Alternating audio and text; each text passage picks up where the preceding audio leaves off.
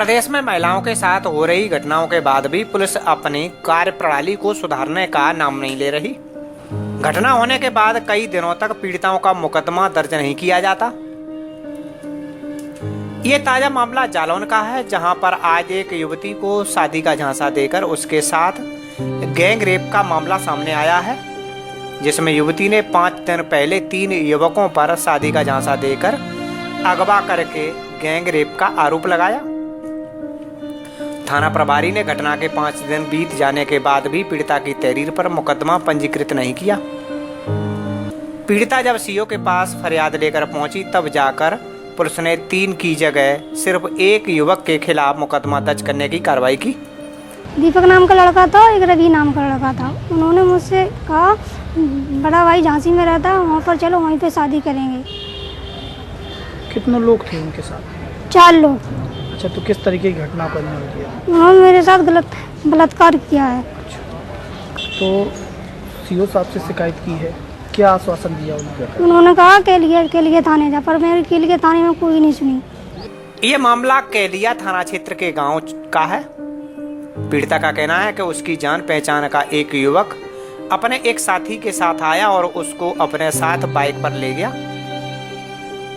घर पर बंधक बनाकर अपने साथी और भाई के साथ मिलकर उसके साथ 2 बार बारी बारी से गैंगरेप किया। वह किसी तरह वहां से भागी तो डायल 112 उसको लेकर केलिया थाने आई, जहां उसने थाने को अपने साथ हुई घटना को बताया। लेकिन पुलिस ने आरोपियों पर कार्रवाई करने की बजाय उसको ही फटकार कर वहां से भगा दिया। उससे और उसके घर वालों से कोरे कागज पर दस्तखत करवा लिए और थाने से भगा दिया। वह पिछले 5 दिनों से थाने की चक्कर लगा रही है। मैं तो घर पर नहीं थी। लड़के दीपक नाम का लड़का था, एक और था, जिस दोनों ले गए जबरदस्ती से और गलत काम किया है मेरी लड़की के साथ। केलिया मैंने कोई सुनाई नहीं की, मुझे और धमकी दे के भगा दी। तो कितने लड़के थे उनके साथ? उनके 4 लड़के थे। इस मामले में सीओ कोच राहुल पांडे का कहना है कि एक महिला ने एक युवक के द्वारा उसके साथ बलात्कार करने की तहरीर दी है, जिस पर कार्रवाई करते हुए आरोपी के खिलाफ मुकदमा पंजीकृत कर लिया गया है और अभियुक्त की जल्द ही गिरफ्तारी की जाएगी। थाना केलिया क्षेत्र से महिला ने प्रार्थना पत्र दिया कि उसके साथ दुष्कर्म किया गया है। उसके संबंध में प्रार्थना पत्र लेकर उसमें अभियोग पंजीकृत करके धारा 376 में अभियोग पंजीकृत किया जा रहा है और अभियुक्त की शीघ्र गिरफ्तारी करके आवश्यक कार्रवाई की जा रही है। सर, उसमें लगभग 3 लोगों पर आरोप लगा है। प्रार्थना पत्र में दीपक वर्मा पुत्र कामता प्रसाद, जो पहाड़पुरा थाना समथर जिला झांसी का रहने वाला है, उसके ऊपर आरोप लगाया गया। उसकी शीघ्र गिरफ्तारी करके आवश्यक कार्रवाई की जा रही है। आपने समाज में अक्सर ऐसे कई घटनाएं देखी होंगी, जहां विवाहित पुरुष शादी के बंधन में बंधने के बावजूद भी दूसरी महिला के चक्कर में रहते हैं। वहीं महिला भी पुरुष के शादीशुदा होने के बावजूद उस पुरुष के साथ संबंध में रहती हैं और उनके पारिवारिक जिंदगी में दूरियां पैदा करती हैं, जिसका नतीजा यह होता है कि जब दोनों महिलाएं आमने सामने आती हैं तो क्या होता है। दरअसल एक विवाहिता पति अपनी प्रेमिका से मिलने उसके फ्लैट पर गया था, जहां उसकी पत्नी भी पीछा करते हुए पहुंच गई। उसके बाद महिला ने अपने पति को सड़क पर दौड़ा कर पीटा। आपको बता दें कि इस घटना के दौरान वहां मौजूद एक शख्स ने इस घटना का वीडियो बना लिया, जो जमकर सोशल मीडिया पर वायरल हो रहा है। पीड़िता रचना मिश्रा का आरोप है कि उसकी शादी आज से 10 वर्ष पूर्व लखनऊ में अधिवक्ता अमोघ्य मिश्रा से हुई थी, जो उसे आए दिन मारपीट करके घर से निकालकर जान से मारने की धमकी देता था। इसके बाद पीड़िता 2-3 दिन पहले पीलीभीत में अपने मायके मां के पास आ गई। इस दौरान भनक मिली कि उसका पति पीलीभीत में एपीओ के पद पर तैनात अधिकारी पुष्पा रावत के घर हर रोज आकर ठहरता है। इसके बाद उस महिला ने अपने पति का पीछा किया और उसकी प्रेमिका के साथ रंगे हाथों पकड़ लिया। दोनों को साथ देखकर पत्नी इतने गुस्से में आ गई कि उसने पति के कपड़े तक फाड़ दिए। सूचना पाकर मौके पर पहुंची पुलिस ने पीड़ित महिला की शिकायत के आधार पर मामले की जांच पड़ताल शुरू कर दी है।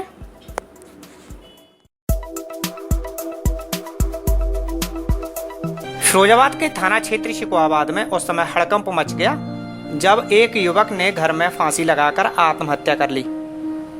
जी हां, हम बात कर रहे हैं थाना क्षेत्र शिकोहाबाद की। आपको बता दें कि 27 वर्षीय अवनीश कुमार की 4 वर्ष पूर्व शादी हुई थी। वह शिकोहाबाद के मोहल्ला बंसी नगर का निवासी है। फर्नीचर का काम करके परिवार का गुजारा कर रहा था। कुछ समय पहले किसी बात को लेकर पत्नी से विवाद हो गया और वह मायके चली गई।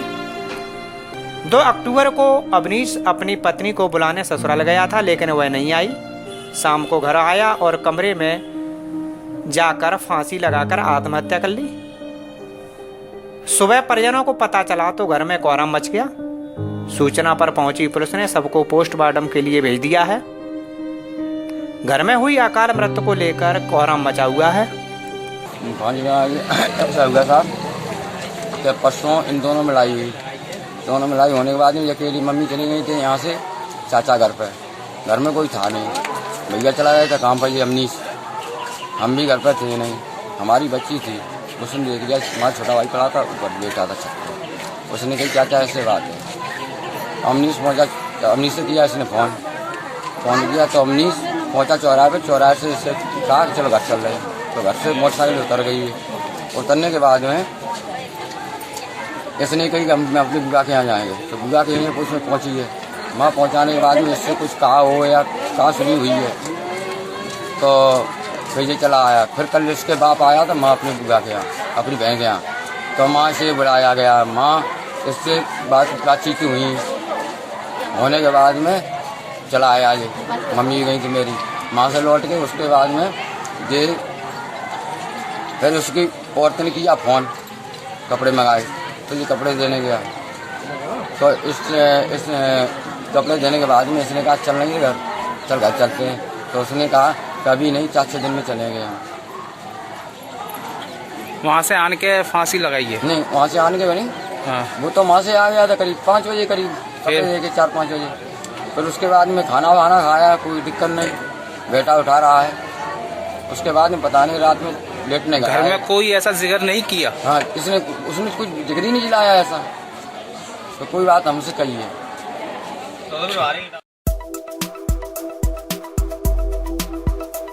सरकारें बदलती हैं, निजाम बदलते हैं, नहीं बदलता तो सूरत हाल। आपको बता दें कि ज्ञान गोदड़ी गुरुद्वारे को लेकर सिख समुदाय द्वारा हरिद्वार के लोग पिछले कई वर्षों से लगातार प्रयास कर रहे हैं। सिख समुदाय के लोगों ने हरीश रावत सरकार, वर्तमान की त्रिवेंद्र सरकार से शांति वार्ता के साथ ही ज्ञान गोदड़ी गुरुद्वारे की भूमि को लेकर मांग की। उन्होंने उत्तर प्रदेश के मुख्यमंत्री योगी आदित्यनाथ से भी गुहार लगाई, लेकिन सिर्फ आश्वासन के बाद आज भी सिख समुदाय के लोगों को गुरुद्वारे की भूमि नहीं मिली। आज धरना करते हुए 4 वर्ष पूरे हो चुके हैं। त्रिलोचन सिंह कालरा ने बताया कि हमारी तरफ से अभी तक धरना प्रदर्शन जो भी किए गए हैं वो शांति और अहिंसा का रास्ता अपनाते हुए किए गए हैं। कि पहले जो हरीश रावत जी की सरकार थी उनके पास जब भी हम डेपुटेशन लेके गए और उनको हमें सारे जो पहले माइनॉरिटी कमीशन द्वारा शासित पारित किए गए थे सब उनको डॉक्यूमेंट दिखाए। तो उन्होंने कहा था कि जल्दी हम इस संबंध में शासन आदेश इशू करके आपको वो जो आवंटित प्लेस है उसको जल्दी दे दिया जाएगा। लेकिन वो कहते कहते चले गए। बाद में बीजेपी की सरकार आ गई। उसके बाद हम लोग बीजेपी सरकार को भी, योगी जी को भी और कह रहा रावत साहब को भी कई बार मिले। उन्होंने भी हमें आश्वासन दिया। लेकिन हमें अफसोस है कि मिनॉरिटी के साथ जो सलूक अच्छा नहीं किया जा रहा है। हम कोई भीख नहीं मांग रहे हैं।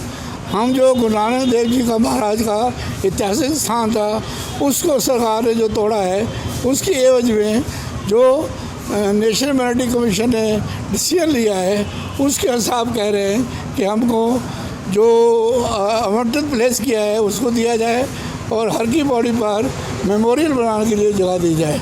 लेकिन अफसोस कि गुरु नानक नाम लेवा शांति प्रिय तरीके से विनती कर रही है, लेकिन इस संबंध में आश्वासन देने के बाद भी कोई रिजल्ट नहीं दिख रहा।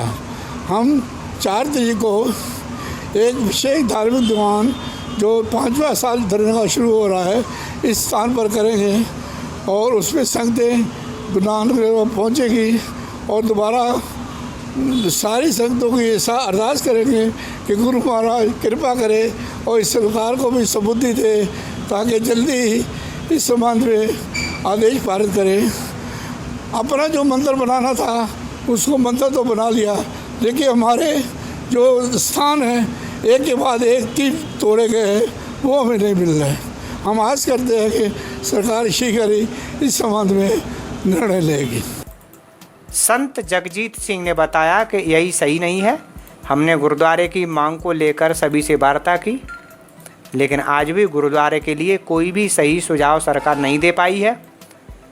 मांग करते हैं कि जल्द से जल्द जमीन का आवंटन करें जिससे भव्य गुरुद्वारे का निर्माण हरिद्वार में किया जा सके। ज्ञान गोदड़ी के लिए जो हम लगातार पिछले 4 सालों से, अभी 4 अक्टूबर को 4 साल पूरे हो जाएंगे यहाँ पर धरना स्थल पर।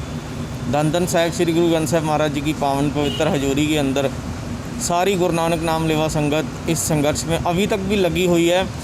और केंद्र क्या, उत्तर प्रदेश सरकार क्या, उत्तराखंड सरकार क्या, सबसे हमने कितनी बार, अनगिनत बार विनम्र प्रार्थनाएं की, उनसे मीटिंगें की, लेकिन अभी तक कोई नतीजा नहीं है।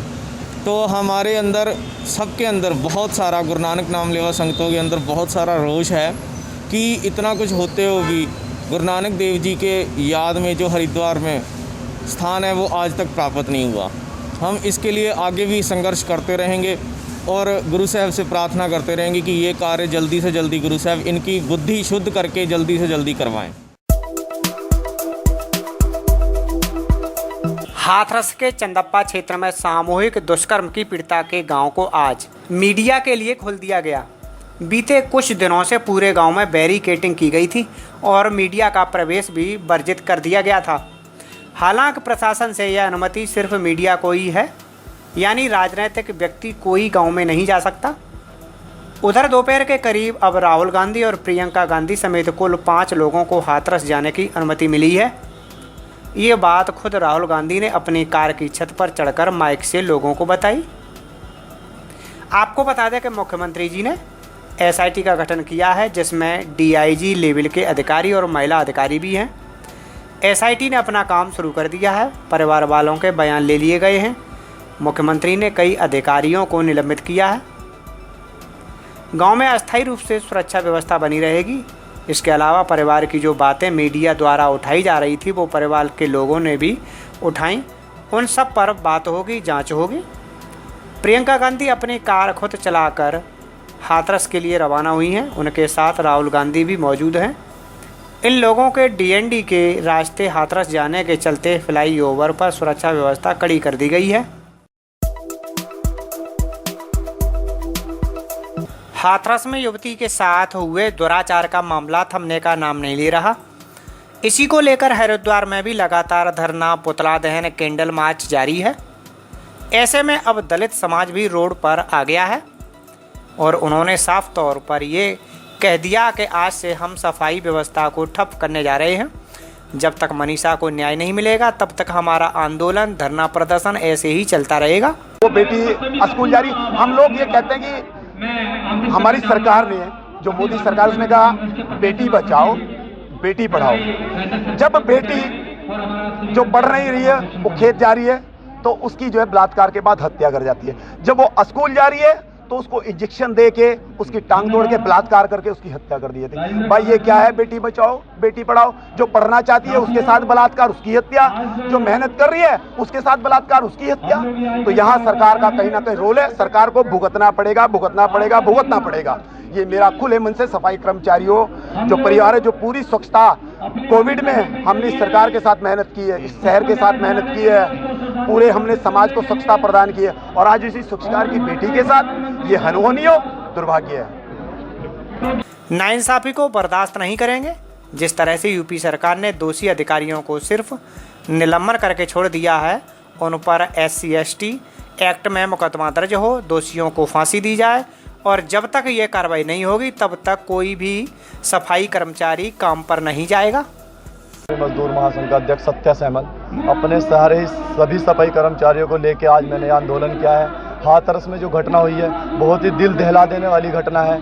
बहन का देर रात को अंतिम संस्कार किया जाता है और उनके परिजनों की बिना सहमति के और बोलते हैं, उन पर अत्याचार करते हैं पीड़ितों पे। ये हरगिज़ हम बर्दाश्त नहीं करेगा वाल्मीकि समाज।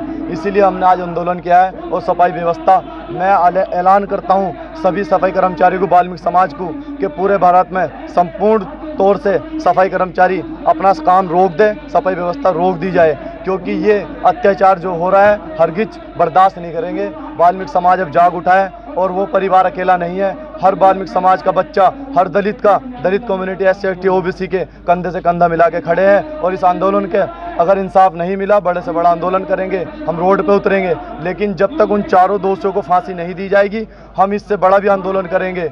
और ये सफाई व्यवस्था जब तक ख़त्म नहीं की जाएगी, जब तक चारों दोषियों को SC ST फास्ट ट्रैक में ले जाकर जल्द से जल्द मुकदमा तत्काल में उन्हें फांसी नहीं दी जाएगी, जब तक ये सफाई व्यवस्था रोक दी गई है। अटल सुरंग के लोकार्पण पर पीएम मोदी कैमरे की नज़र में रहे। पीएम मोदी ने फीता काटकर अटल सुरंग रोहतांग का लोकार्पण किया। पीएम ने सुरंग के साउथ पोर्टल पर लोकार्पण किया। PRO के महानिदेशक लेफ्टिनेंट जनरल हरपाल सिंह ने पीएम मोदी को सुरंग के बारे में जानकारी दी। हमारे पास कहने के लिए शब्द नहीं। देवभूमि हिमाचल प्रदेश, ये देवभूमि ही नहीं, मैं समझता हूं ये वीर भूमि के नाम से भी जाना जाता है।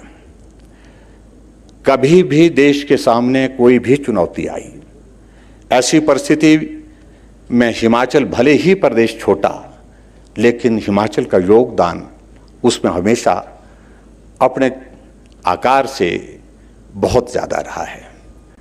कारगिल का युद्ध हुआ, अगर उसमें 4 परमवीर चक्र अगर पूरे देश को मिले, उसमें से 2 परमवीर चक्र हिमाचल प्रदेश के उन वीर सपूतों को मिले। और उस किसी भी योगदान में हिमाचल पीछे नहीं रहा।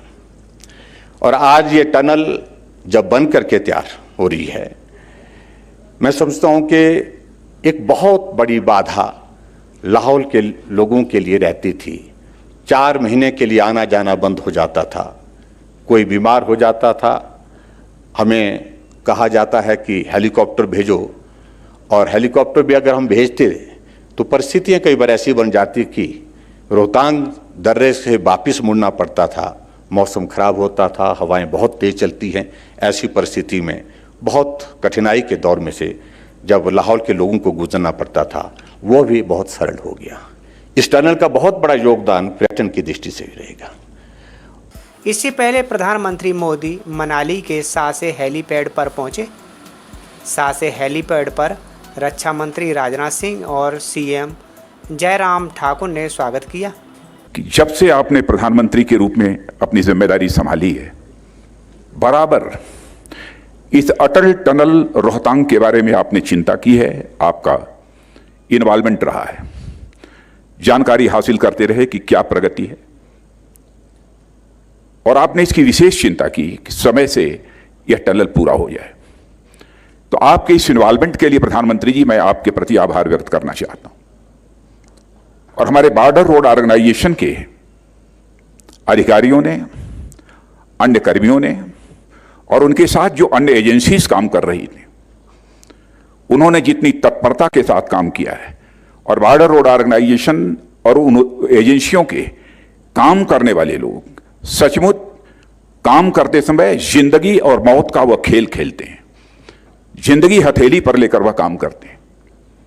और सबसे बड़ा काम बॉर्डर रोड ऑर्गेनाइजेशन ने किया है कि सामान्यतः हमने देखा होगा, कोई प्रोजेक्ट होता है, कुछ समय के बाद उसकी प्रोजेक्ट कास्ट बढ़ जाती है, लेकिन जो प्रोजेक्ट कास्ट पहले से निर्धारित थी, उसी प्रोजेक्ट कास्ट के अंतर्गत ही बॉर्डर रोड ऑर्गेनाइजेशन ने इस काम को पूरा किया है। इसलिए बॉर्डर रोड ऑर्गेनाइजेशन को इसके लिए मैं अपनी तरफ से हार्दिक बधाई देता हूं। उद्घाटन के बाद पीएम मोदी ने निगम की बस को हरी झंडी दिखाकर 15 बुजुर्ग यात्रियों को साउथ पोर्टल की तरफ रवाना किया।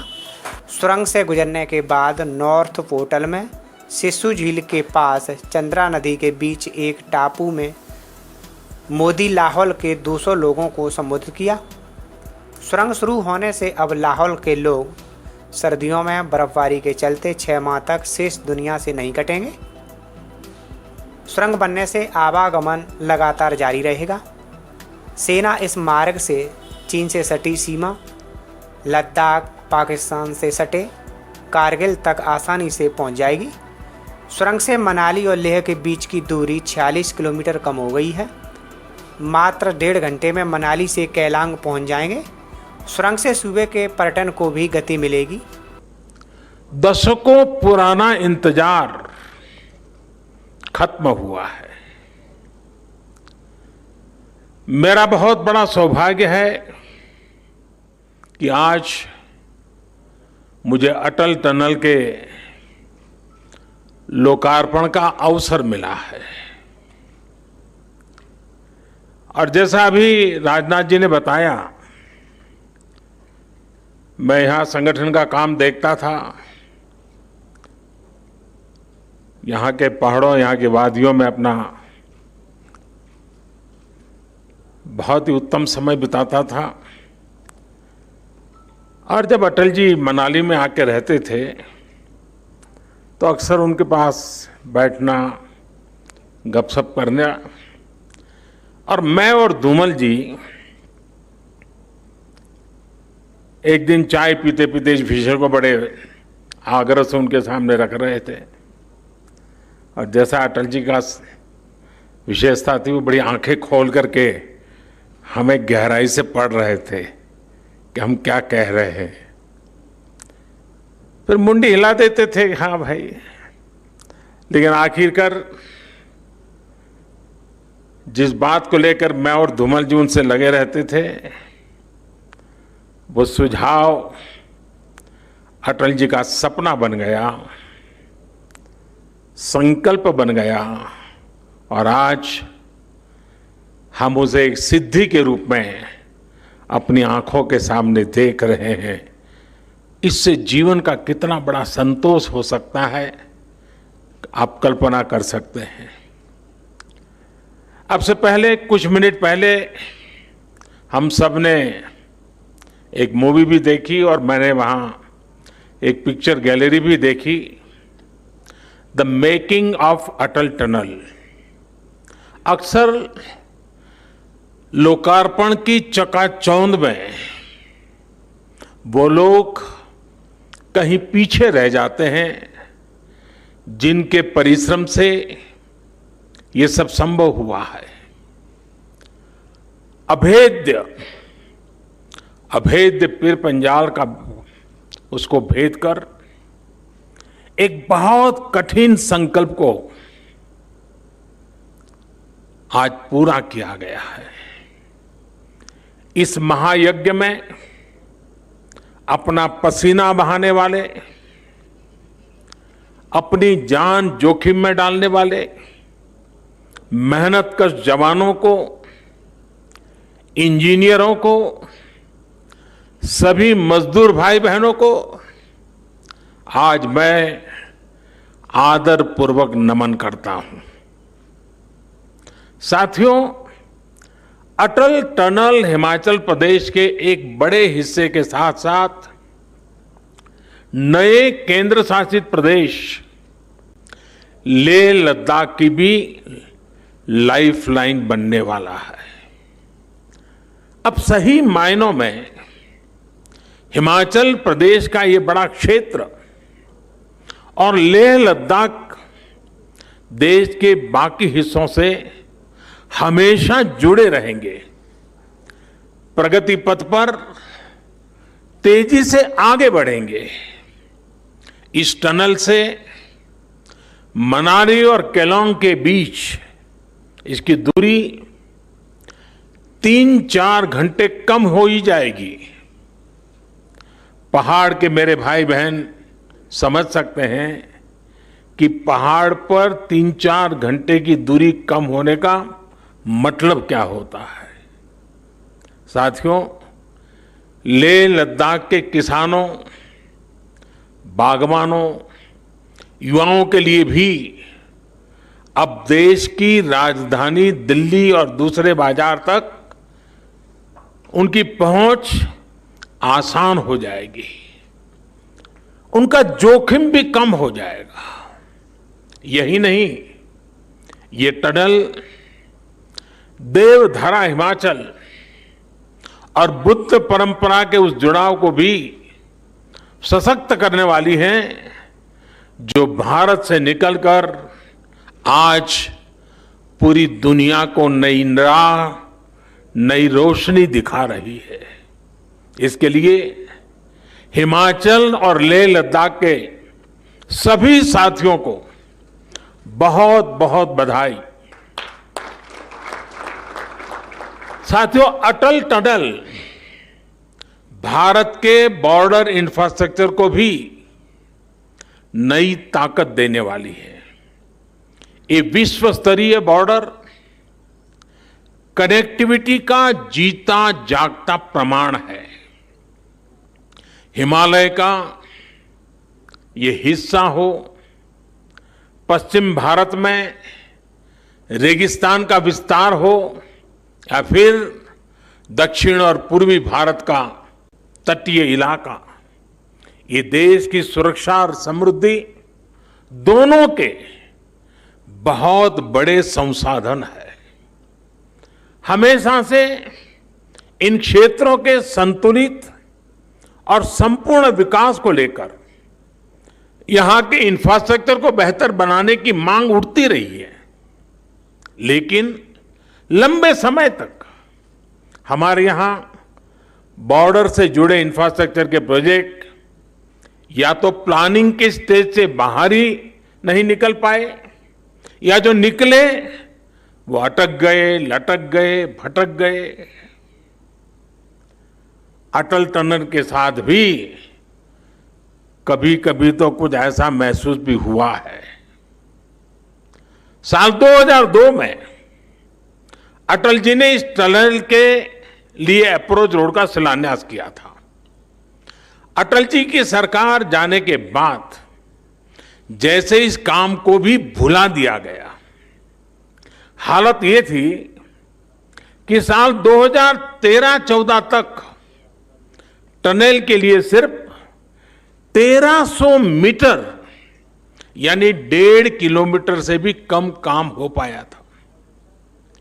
एक्सपर्ट बताते हैं कि जिस रफ्तार से अटल टनल का काम उस समय हो रहा था, अगर उसी रफ्तार से काम चला होता तो ये सुरंग साल 2040 में जाकर के शायद पूरी होती।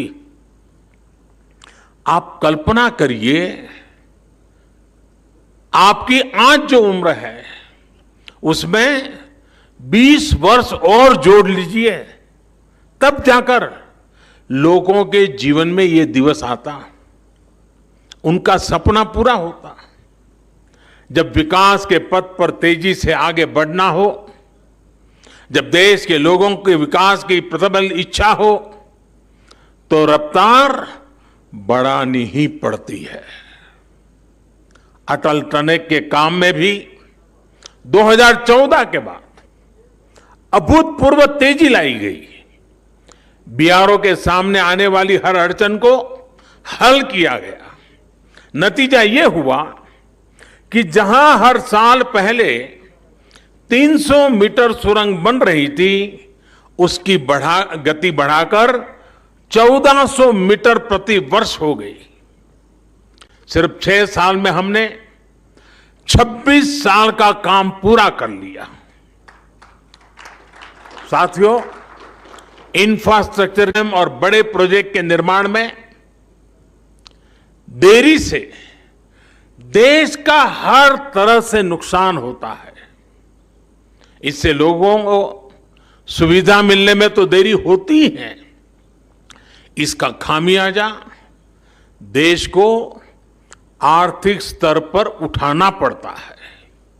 साल 2005 में यह आकलन किया गया था कि ये टनल लगभग 950 करोड़ रुपए में तैयार हो जाएगी, लेकिन लगातार होती देरी के कारण आज ये 3 गुना से भी ज्यादा यानी करीब करीब 3200 करोड़ रुपए से अधिक खर्च करने के बाद पूरी हो पाई है। कल्पना कीजिए कि अगर 20 साल और लग जाते तब क्या स्थिति होती। साथियों, कनेक्टिविटी का देश के विकास से सीधा संबंध होता है। ज्यादा से ज्यादा कनेक्टिविटी यानी उतना ही तेज विकास। खासकर बॉर्डर एरिया में तो कनेक्टिविटी सीधे सीधे देश की रक्षा जरूरतों से जुड़ी होती है।